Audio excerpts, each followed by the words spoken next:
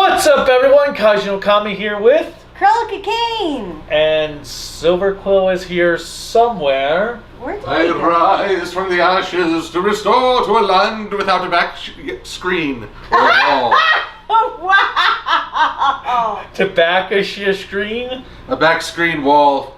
Look, I'm the headless Silver. Look at me. Look at me go. Look at me go. So this is the first video in the brand new apartment. Yeah, we have no wall behind us. No one's backing us anymore. We have no backers? No. That's depressing. It's almost done, but we gotta get some pictures hanging up behind here. I don't know if they'll actually show up in the shot, but we gotta get some pictures hanging up there. Well, welcome to our 1 1/10 review of Decker. Yeah. Episodes 5 and a special .1. Yeah, he kind of rage quit before we could do anything. No, he rage tweeted, then he rage quit. Yeah, you didn't even go into the episode before you started raging. Because it already said in the name of the preview, special recap episode. Like, really?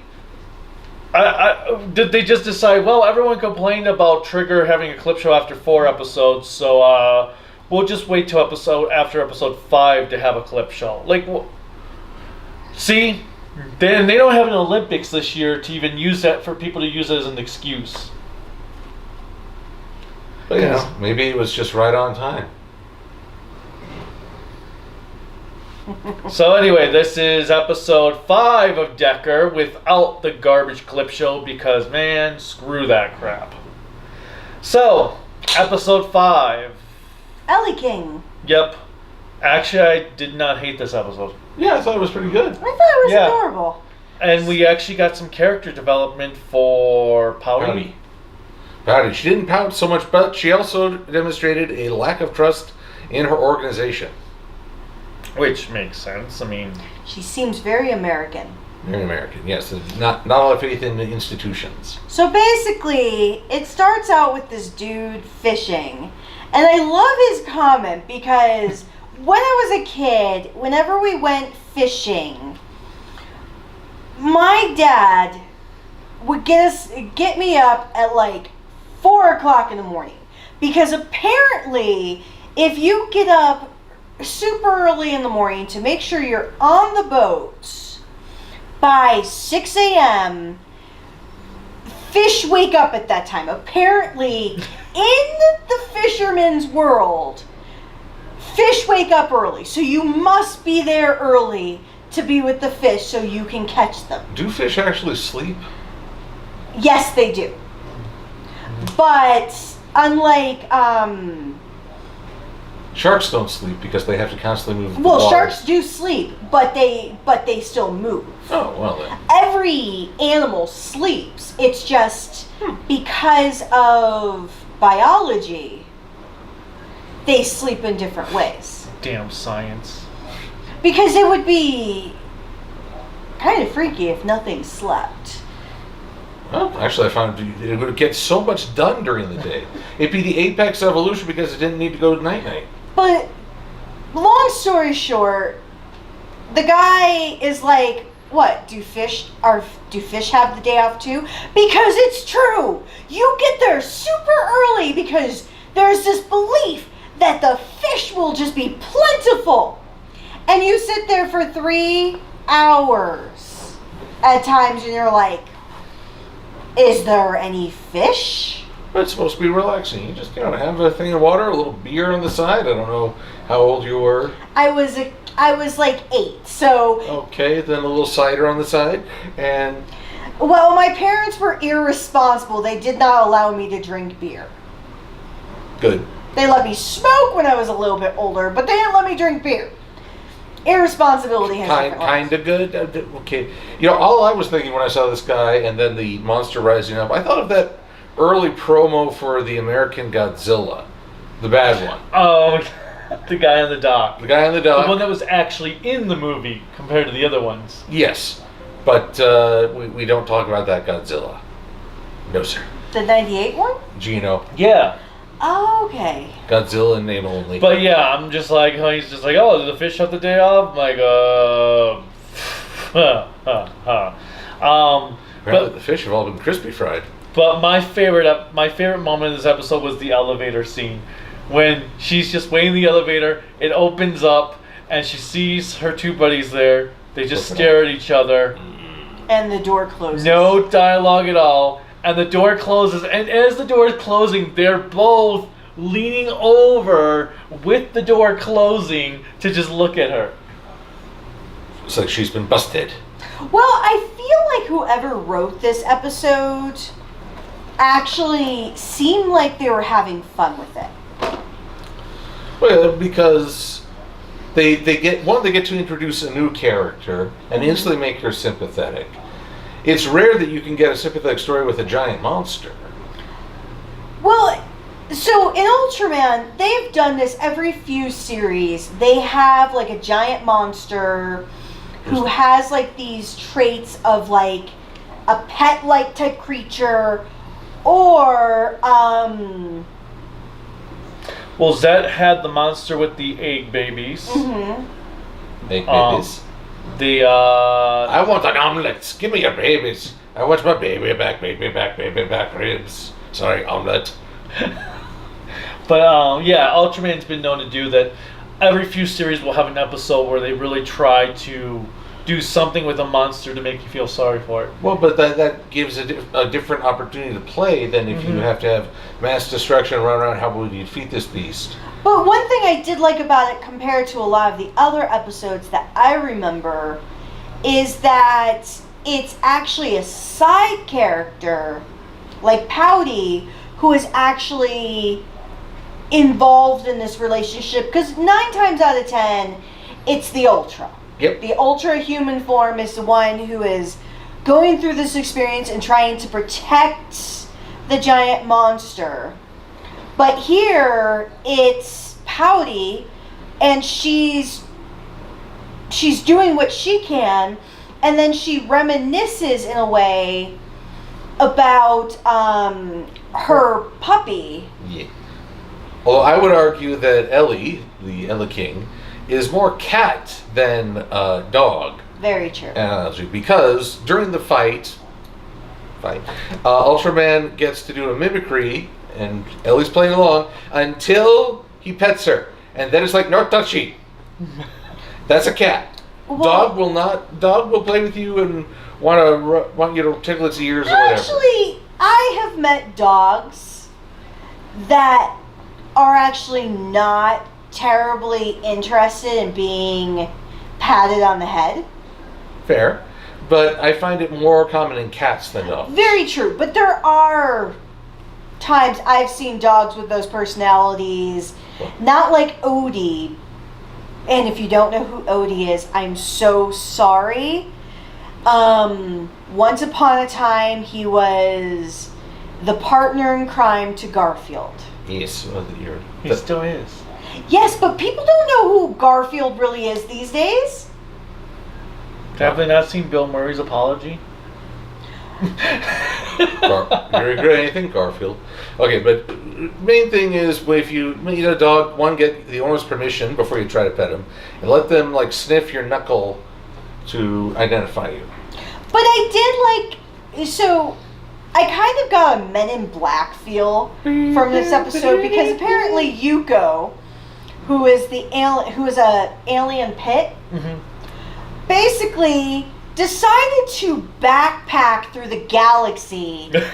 And please tell me they had a Hitchhiker's Guide in there. well, that's what I thought of. It's like a whole Hitchhiker's Guide where she's backpacking through the galaxy, gets stuck on Earth, calls her mom and friends and like, hey, I'm kind of stuck in a foreign country. I lost my passport. Can you help me get home? Type of thing. Thankfully not like the hostile situation for Eli Roth, and then the spheres come and she gets stuck. Kind of like, seriously? I backpack. We're now in like this evacuation situation, or not evacuation, but like staying in place type of situation. And I'm stuck here. I don't know anybody. All I have is my pet, who is super expensive to feed because batteries are not cheap. Especially when she comes in with the car battery. Though, And then releases a foreign creature that's not part of the ecosystem. Do you think she sprinkled salt on the battery? Assault and battery. Thank God you're a teacher, because those jokes are so juvenile. Well, could we consider this a commentary on the U.S. immigration policy as an undocumented worker entered and they put up a wall, but she was already here and became a productive member, earning a pay and actually in an apartment? But there's a question as well. When she was backpacking through the galaxy, what does that say for Japan? Like that somehow she was able to obtain all the paperwork needed. Does she go through like some kind of illegal means? Because we could have a whole immigration and forgery conversation here. Yeah, but what if there's an alien black market on Earth to get you an ID? Well, if you think about it, that's what they did in Men in Black. That's why I got such a Men in Black feel from this episode. Why is it now I want to see Ultraman in like a black suit and tie? That would be awesome. The Ultraman in Black. It's better than the last movie. Oh, it would be so much better than the last movie. But once again, we're talking about anything but the episode, even though we liked it. Well, I enjoyed the episode, but I really enjoyed just watching her kind of, in a way, being so isolated and really creating this new family because with her pets. Then overfeeding it. Well, but I also like how she met Pouty, because she's trying to stop everybody from attacking Ellie. Ellie the Eleking. That's so original, but nevertheless, she gets knocked down, turns into her alien form. Pouty freaks out, justifiably, because I don't know if they're aware that there's other alien I was species. actually totally expecting the episode to go in a different direction, because I was expecting when she got hit in the head with the rock, she's going to wake up in the Guts Infirmary, and the episode was going to be her thinking, oh, did I imagine that alien? No, you actually, I kind of felt like you were going the route of Ellie was going to get killed. I was afraid of that, yes. Like a whole old Yeller moment. Oh, Yeller, old Ultra. But I really did kind of feel like we were going that old Yeller route. I was worried. I remembered the Ultraman anime, where a kid raises this crocodile-like monster with two horns, prongs on its snout. By the end, all of us, and the only way to kill it is with salt water. But the kid raises... Like a slug? Not a slug. It was definitely a reptilian. Doesn't work. What? But I was thinking... Oh, what did... You read... I thought you saw that anime already. No, I haven't got to do it was yet. the 4th episode. I haven't got to do it yet. It's fine. But that's typically how you kill slugs. That's why I was wondering. Well, anyway, I won't get too far into it, but past experience made me worry for the outcome here. Though there was one thing that Yuko, the pit monster, not a monster from the pit. Alien pit.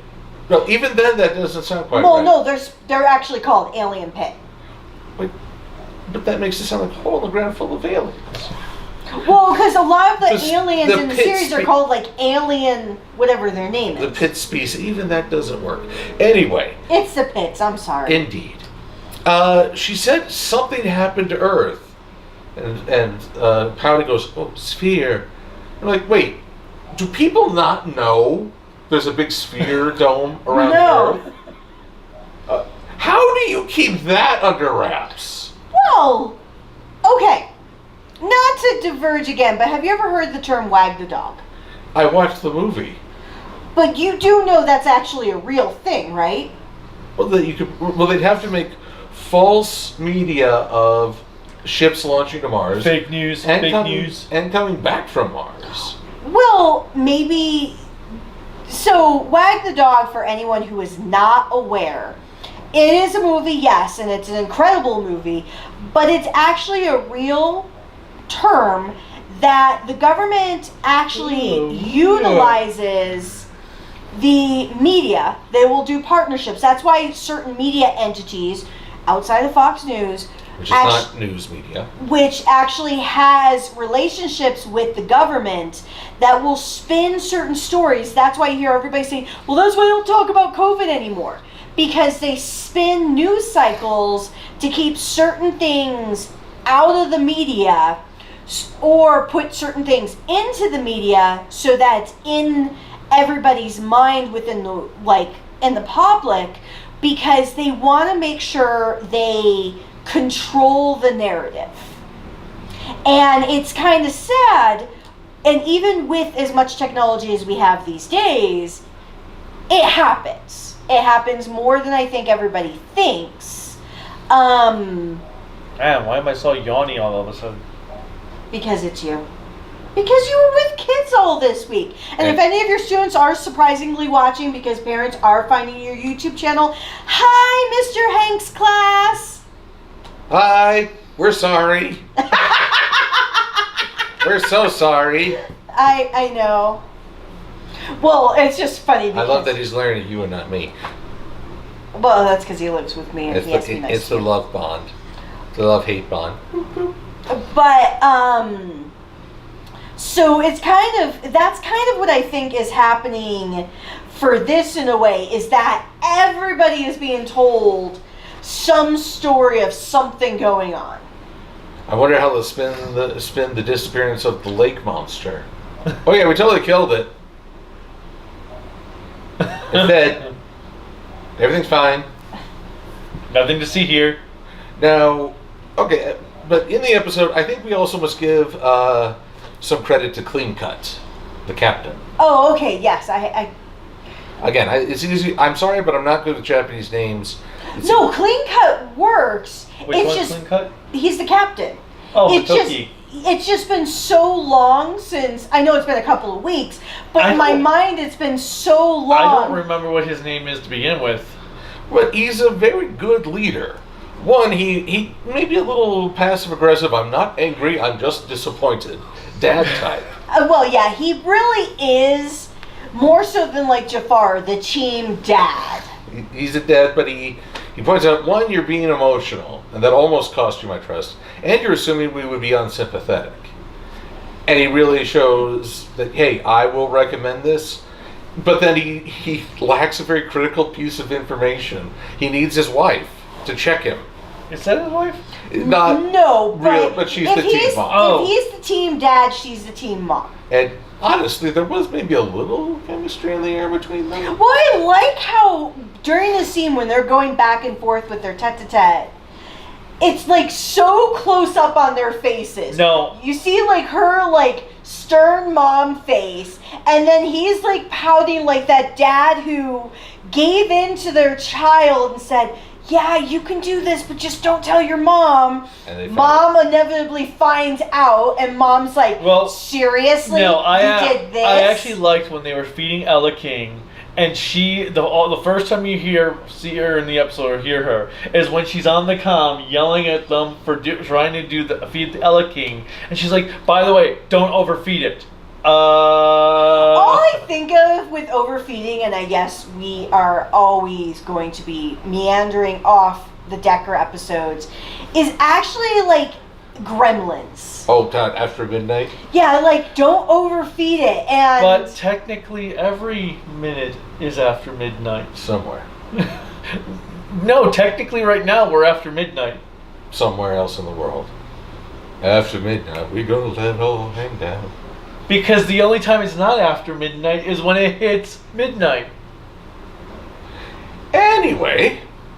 Okay, you're being way too existential. It's like saying you can't wear white after Labor Day. Well, if you go with that conscious thinking, every day is after Labor Day except... Well, yeah. Technically it is. And... You see, the Mogwai is so in tune with nature that it is aware of the time relative to the position of the Earth and Sun in that area. So no, your existential everywhere in the world is not applicable. Can we move on, please? I like Mogwai. Mogwai. Mogwai. But I like the whole don't overfeed.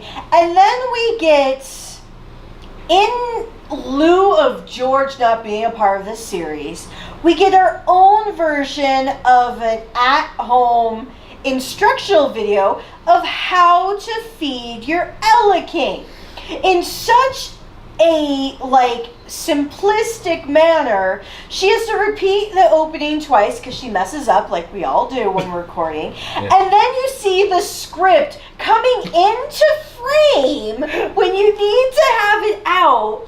And then we fade into having Pouty and Yuko together, and they're trying to decide if a snack is okay for Ellie. Oh, and a slight error in the subtitles. Oh, yes. She's not introduced as the vice captain. She's the vice caption. Are you sure it wasn't because she misread her script? That no, this is when they're also possible. Possible, well, yeah. Yeah, that's what I'm saying. I thought that was intentional, where it's because she misread her script, so she said it whatever the Japanese word for caption is instead of captain. Well, that could be possible. Either way, the captioning was, if that's the case, the caption was clever enough to make a believable confusion. But either way, like vice caption, and I'm reading it in the subtitles. But the very meta. Best thing about this episode was actually, there's not much there, but the best thing about this episode was the commercial break that we had. It was just a black screen. It's just a black screen. After some of the commercials we've had to sit through over and over again, nothingness was actually a bit of a liberation. I think it became a momentary nihilist. I know. Nothing is peace. Chris Lynch, we thank you because we're living vicariously through your nihilism. But yeah, I actually like this episode. What do you think of the new form, the miracle form? It depends on how far a miracle could extend. I mean, it depends on if you're going to the Princess Bride motif of miracle. It's just it's not an earned power. He didn't unlock it. No, he said in the episode, "I need a miracle." All I need is a miracle. And I kind of felt like what you said. It wasn't earned. Here you go. It was just like, oh, you need a miracle? Here you go. Why didn't you give me this when the sphere were attacking? I didn't ask for it. Yeah, it's like, oh, all I'm thinking of is Power Rangers Megaforce. There's a reasonable explanation for that. I'm actually thinking of the original Power Rangers. Recall the difference in Power Rangers receiving their weapons versus Jew Ranger and getting their weapons. Where they had to earn it. They really had to earn their power. Well, and they had to earn they had to earn the ability to combine the mechs. Yeah. So I always worry when a superhero receives a power but doesn't necessarily work for it. Achieving a miracle before you're gifted the miracle form would have been something special. Like, I don't know, he figures out how to use his weapon like weapon as a lightning rod, grind it out and get the energy to flow out of there. But I was happy that the Eleking wasn't destroyed, because that was the one thing that really made me sad about Zet, is when the Red King, which is never red, was protecting her eggs and gets killed for it. I'm like, I thought it was the father that died while the mother and the eggs were in the cave. I thought both parents died. I think the mother died later when the villain came in and took her out. Yes, you're right, because the poor the Red King babies are orphans, and that just bugs me. I like the Gargoyles, the Loch Ness Monster episode. I don't remember that one. That's the one with the Loch Ness Monster baby. No! He just said Loch Ness Monster. Was I gonna think that was a Jabberwocky? I was trying to tell you before you decided to be annoying. Well, when you said it's about a Loch Ness Monster, baby, I kind of figured It's the one where it's the part of the Avalon tour when they go to that. Loch Ness. Yes. You know what? Never mind. And Dr. Zavarius is there, and... Do they sing? No. Because every time I hear Zavarius, I just want to... I know it's not Zavarius, but it's... Zavarius. It's Tim Curry's character. In which case you probably want to sing the Time Warp. It's just a jump to the left. Or are you thinking of the Simpsons episode with the Planet of the Apes musical? Yes. Boy. Well, we've covered the gambit of media, but I'm just trying to think if there's anything... little robot guy. Oh, how he complains about everybody having a secret on this team? Apparently he is the most reliable secret keeper. The members of Guts have too many secrets, but... Oh, go ahead. Well, first Jinx. He's all like... I mean, doesn't he have any protocols that says, I must report suspicious activity to a captain? Well, I was thinking the same thing because Pouty goes up to him and asks, where's our mega battery? If one, that's a really silly name, but two... what was it called? Earth Mother? No, Earth Battery? I don't remember what it was called. Earth something. But the fact that he just I was waiting for her to ask what the security code was to get in the door. Security code is 1, 2, 3, 4, 5. That's what an idiot puts on their luggage. That's Next my thing password. Next thing you know, Crowley's like, wait, I need to change my luggage. But yeah, I liked this episode. It was pretty good. I really liked a lot of the hijinks that went on, of how all the characters actually really felt connected. Yes, we did get a lot of development for Pouty, but I also felt like for Intrusive and Growly, even just their participation in the episode, which was very minor, was still very well done. It kind of gave me hope that the actors do know what they're doing. Because these last few episodes, they've been functional in their abilities, but it's been hard to tell if they're functional because they are not that great in the capacity, or if it was 100% the writing. And I kind of feel like it's more so the writing's fault than their inability to really present the material. And then the next episode, or at least the 5 to, well, no, only like 2 minutes we really saw of it. We saw more, but... No, we only saw 2 minutes. No, we saw more because we saw this dude that we have never heard of before has suddenly... Okay, we saw probably 3 minutes because it didn't feel like that some time. sort of relationship with Marulu, even though we never actually saw this guy at all in Trigger, but he's apparently the one who created the Nurse Desi, even though, didn't they establish before it was... Edgelord who created Nurse Desi? And I'm like... Okay, why are we having a clip show this early in the series again? And I feel like it's a clip show about Trigger alone. We don't have COVID. We don't have Olympics. There is no excuse. Well, we do still have COVID. There is no excuse for a clip show. Okay, we have COVID, but not to the same degree that we had last year. 5 episodes in. No excuse. There is no need for a clip show. I kind of feel like we're going the Gundam Seed Destiny route. And clip on Faduka. Oh my god. When you put Ultraman Trigger and Decker together, it will be exactly Gundam Seed Destiny. Gundam Seed and Seed Destiny? Or no, just Gundam Seed Destiny with the number of clip shows. So, one of us hit eject on the episode right about the time he said he missed Marlulu. Marlulu had not yet reappeared. Yeah, it was kind of one of those where he rage quit and is like, I'm out, and stomps around the couch, walking away because apparently saying I'm out wasn't enough to demonstrate how done he was with this. So once again, for any parents who have students in his class, we apologize now. This is what he really is like. Wait, so if you do class reviews, does that not mean an in-class clip show? Will you stomp around in the classroom saying, you all better get this because I'm not doing it again? Oh my God, that would be hilarious. I could see you doing Here are that. clips from what has happened in this school year.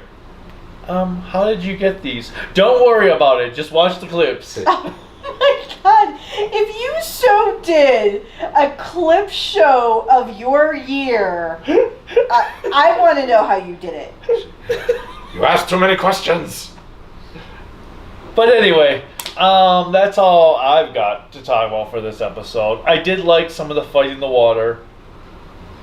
And in the night scene with Eleking when we had the blue light reflecting. I will say, I think a big part of this episode's success was imbuing the monster with personality. Personality? Well, even the last monster we saw, the one who was trial run world destroyer by Trial run world destroyer. made That's by so Space awesome. Enron, and Wow, Space Enron now. well, I It's want probably SpaceX. or Space Walmart, I don't know. Or Blue Origin. But that one, I mean, it had the Three Stooges humor. But Eleking had its own personality in the mimicry section. Was I actually did kind of fun. like that. I almost felt like they were trying to go the route of the Macarena. Like, and I'm like, oh my God. Well, maybe that's why it attacked. Wait! Actually, no, I'm just thinking that poor suit actor. He's like, what else are you going to make me do? I can only move so much. I can't do this! I know. Watching the suit actor try to do this was adorable because I'm like, I think it's more of the one when he had to, like, lift off on one leg, like... oh yeah. I thought he was going to... At least he had enough padding, so if he tipped over, he wouldn't be hurt. Still must be sweating, having that and the water all around. Probably really sweaty under the stage lights. Oh, I can only imagine how heavy the suit gets because I don't think it's all... Because I figure the outside is rubber, but it's got to have, like, actual, like, pads in there. And that retains so much water, like a sponge. So, mad respect to suit actors. Oh, in Japanese, absolutely. especially in the Ultraman and Godzilla. Well, all series. of them. I mean, a lot of them are also running around with explosions happening behind them, which is something that people never think about whenever they complain, oh, the effects in those shows look so goofy. All right, you go in one of those suits and have explosions occur behind you and see how goofy it is. Of course, a lot of them also had to fall like face first. Cut to an explosion. Anywho, but yeah, this was a fun episode, and if you can allow the situation to give each member a chance to stand out, I guess I do appreciate that Decker has more subtle characters who unveil more, whereas Trigger was over the top characters Very that true. never grew. Well, I also like, if you think about it, we're spending more time with the characters because we don't have this trio of villains that we have to try to figure out what their motivations are or what their point is in general. Well, we also don't have one that's going up to a schoolgirl. And saying, I love you for hitting me. Treat me rough, baby. But anyway, that's all for this video. You can click like, subscribe, the bell notification, and anything else YouTube has you click on to support us. You can support us on Patreon, wow, Twitter, Instagram. My brain is going mush mush. So you can support us on Patreon, Twitter, Facebook, Instagram, Discord, at Kaiju Okami. You can also check out our website at creativitybydesignllc.com. And we have a shop there that you can find in the comments, but it is creativitybydesignllc.com/shop. And then next, you can also support this fine and scary gentleman, Where? Gentlemen, where? Silver Quill. Oh, she's talking about me. Yes, MLP Silverquill on Twitter, DeviantArt, and YouTube. My YouTube also has links to my Patreon and Ko-fi, and all means to support me thereby. Yeah, he apparently likes coffee. Well, better than the Miffy. Hey, it's a jetpack. That doesn't look anything like a jetpack. Ooh, maybe it's like Solar Jetman. It has three hit points. First hit, boom. The thing shatters to pieces, and out comes a little guy in a spacesuit. Hit again, boom. Guy loses his spacesuit, so now he's almost naked but outside of a helmet. Boom. Third time dead. What game is that again? I know. Solar Jetman for the NES. Man, I missed that one. But Be lucky. If you do a YouTube search for After the Fact, be sure to add Silver Quill, else you'll get a much more boring news program. How do you know it's boring? Have you watched any? Because it's not him. It's not me, ergo it's boring. I have to hype myself. Well, hyping yourself is important, but what if it's actually not boring? Just say it's a news program, and mine is more about fluorescence and Fluorescent? No, pastel. pastel ponies. You're I fired. was actually All news is boring. I was actually a little disappointed because we were looking for birthday cards for a couple of his students that have birthdays next week, and I saw this My Little Pony. I wasn't going to get for the students that may not be bronies, but I was really disappointed by it. It's because some of the boys' cards were so fun and lively, and you open it, they have a sticker sheet. The girls' My Little Pony one, you have Twilight Sparkle and Rarity on it, because I actually do know the main six. But you open it up and it has like this little minuscule picture, far, far away, it seems like perspective-wise, of Pinkie Pie, and it didn't have any stickers or any cool things. So they don't expect girls to be as lively on their birthday as boys? Apparently not. I was like, this is kind of sexist. Well, whatever. On that note, until next time, bye. We close out on sexism.